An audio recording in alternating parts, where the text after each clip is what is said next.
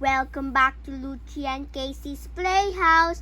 I'm Playhouse Casey, and today we are going to be reading a good book, a good storybook that is for kids. So today we have a special guest here that is going to join our reading time. It is Chef Berrington.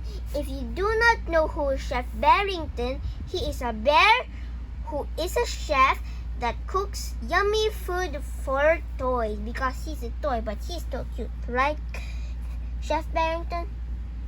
Yeah, he said yes. So, Chef Berrington, why are you here to join us for this story? Okay, you might not know what he is saying. He said that he is here to join our story so that he can hear it too, because you all know he loves stories, but you might not know that. Okay, now let's read the story. The title is called The Twins Pursue a Penguin.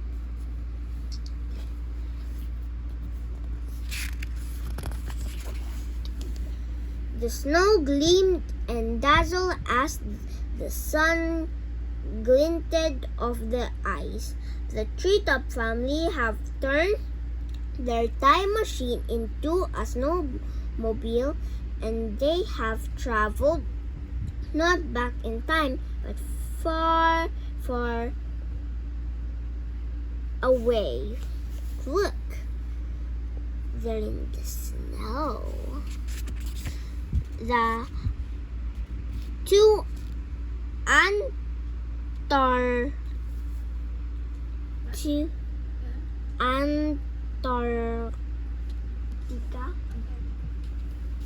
Okay. So if I don't know what it says, I don't know what does it mean. If I don't understand how do you spell, I ask Mommy. To Antarctica to study the chin-strap penguins. I don't know why you twins have bought the toboggans, said Professor Pablo. This is their dad, which is also known as Professor Pablo. And here is the toboggan.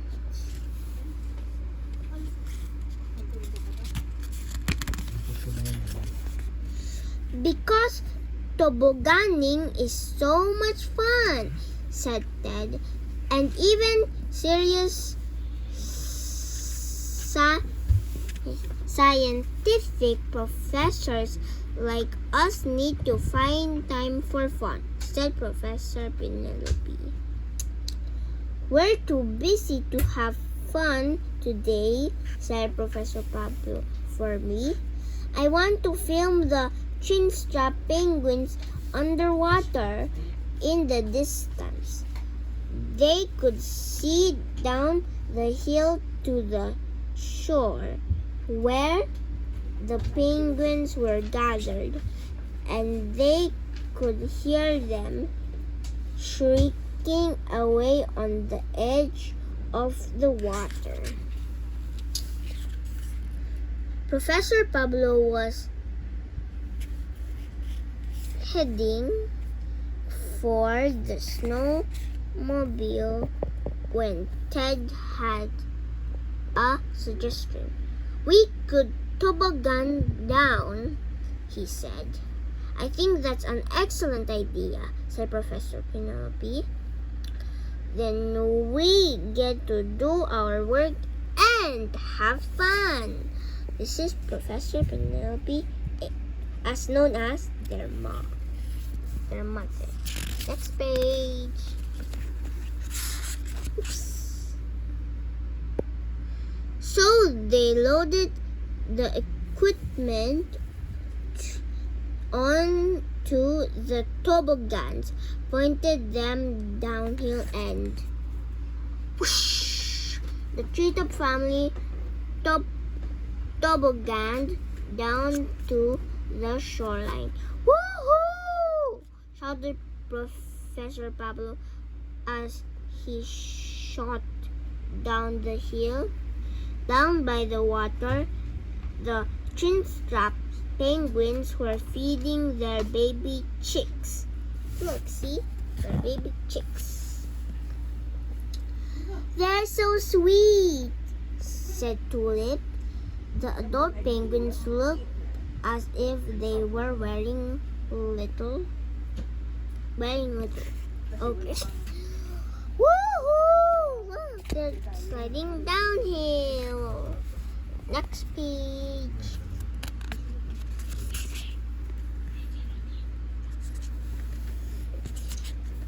Old-fashioned motorcycles, helmets with straps under their chins and with chicks were gray and round and fluffy.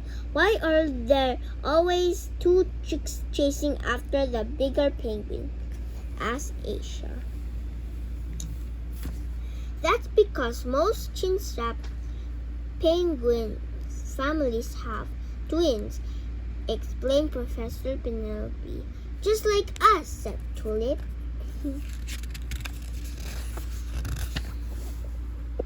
Oh.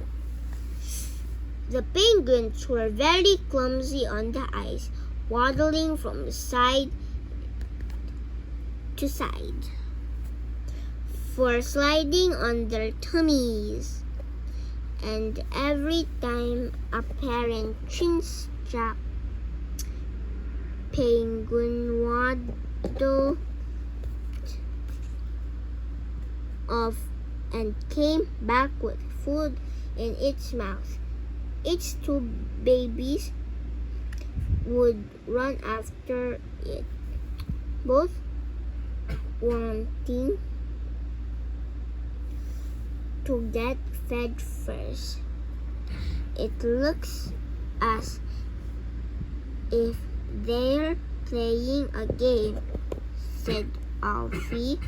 We think they have these food races so the penguins can feed the babies separately and make sure each gets the same amount of food, said Professor Pablo. Just then one of the chin-strapped penguins dived into the water, followed by another. Right, everyone, let's go, said Professor Pablo, and the treetop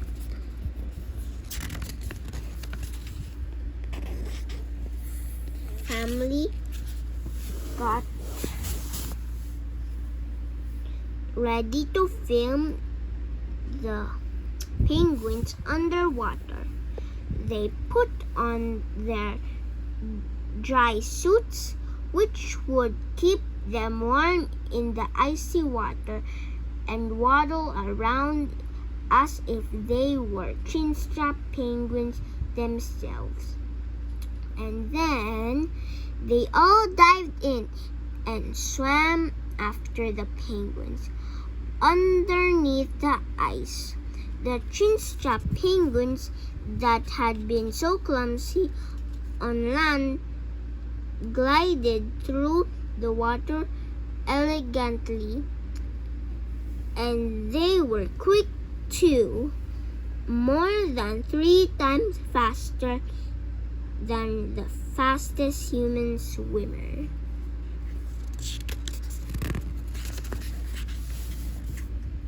The portly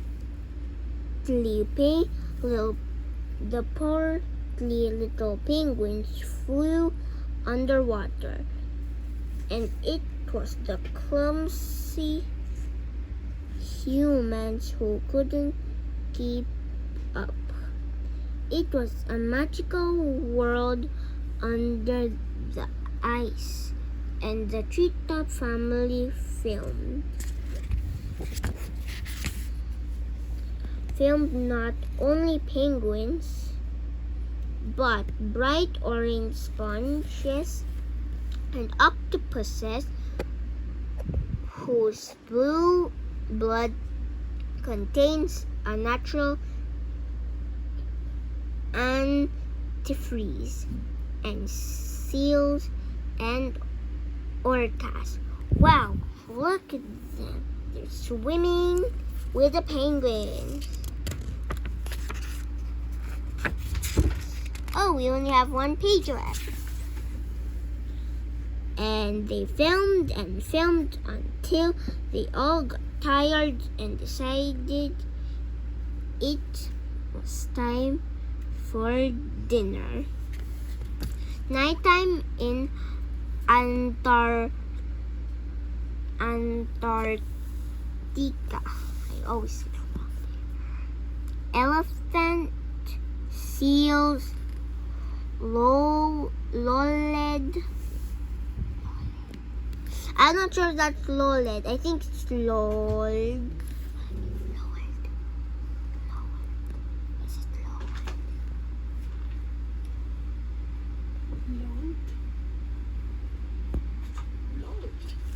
Load on the ice floes and a wandering albatross flew lazily overhead. The treetop twins were warming up around the campfire after their swim under the ice. Professor Pablo decided to help warm them up by pretending he was a parent chinstrap penguin and they were the baby chicks. He ran away with their supper and they had to run after him to get it back. The last page, guys. It definitely made dinner time more interesting. The sun still shone overhead because in Antarctica in the summer the sun never sets. So, long after supper, the whole treetop family rode around on their toboggans until it was time for bed. Woohoo! Shouted Professor Pablo as he whooshed down the slopes. He had forgotten how much fun tobogganing was. And even serious scientific professors need to find time for fun. The end. Did you like it, Chef Berrington? He said yes. So I hope you enjoyed this video. Please don't forget to subscribe, like, and share. If you want to see more videos from me and Lucci, go to our channel, Lucci and Casey's Pals. So bye, guys.